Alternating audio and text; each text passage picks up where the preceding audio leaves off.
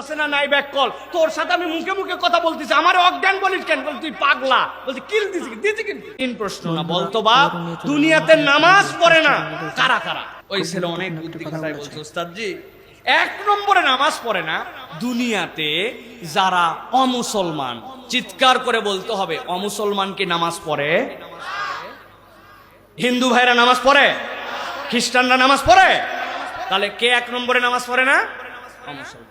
বলছে বাহ দারুণ বলছিস তো, এবার দুই নম্বরটা বল। বলতো ওস্তাদজি, দুই নম্বরে দুনিয়াতে যারা অজ্ঞান আর দুনিয়াতে যারা পাগল এরা নামাজ পড়ে না। অজ্ঞান লোকের উপর কোনো নামাজ আছে? এর হুঁশই নাই, এর ব্রেনই ঠিক নেই, এর নামাজ কি? যদিও কিছু পাগল উল্টা পাল্টা পড়ে, কিন্তু এটা নামাজ হয় না। তার মানে অজ্ঞান আর বেহুশ আর পাগল এ নামাজ পড়ে। বলছে দারুণ উত্তর দিছিস। তার তিন নম্বর কে রে? বলছে ওস্তাদ তিন নম্বর হচ্ছে দুনিয়াতেই আছে, এখনো কবরে নামায়নি, মরে গেছে। মরা মরা মানুষ কি নামাজ পড়ে? কথা বললেন না, মরা নামাজ পড়ে নাকি? মরার নামাজ আমরা পড়ি, ঠিক কি না? ওই নামাজের নাম কি?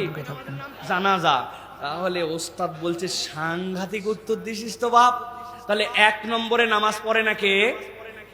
সবাইকে বলতে হবে কে? অমুসলিম। দুই নম্বরে অজ্ঞান, দুই নম্বরে, তিন নম্বরে মরা। বলেন তিন নম্বরে। এখন তাহলে আমরা এখানে যারা আছি, আমার দোষ টোষ দিতে পারবেন না ভাই, আপনাকে এই তিন শ্রেণীর মধ্যে থাকতে হবে। কেউ একজন নামাজ পড়ে নাই, এই তুই অমুসলমান, বলছে এক থাপ্পড় দেবো। অমুসলমান মানে আমার নাম মুহাম্মদ আব্দুল্লাহ। ওরে বাবা, তাহলে ঠিক আছে ঠিক আছে, তাহলে তুই অমুসলমান না মুসলমান, তাহলে নিশ্চয়ই তুই অজ্ঞান।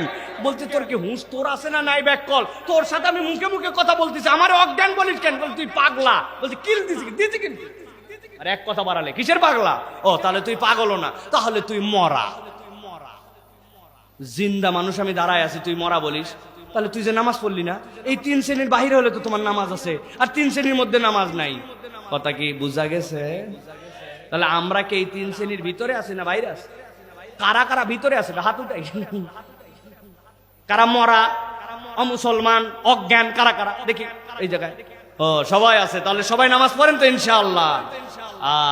আজকের থেকে এই ওয়াজটা করে গেলাম, ঘরে ঘরে এই ওয়াজটা পৌঁছাবে। বন্ধুর সাথে বন্ধুর দেখা হলে বলবে সাইফুল্লাহ ভাই আইছিল, একটা গল্প করছে, দোস্ত আয় শোন। পারবেন এই গল্প করতে? মনে থাকবে তো ইনশাআল্লাহ।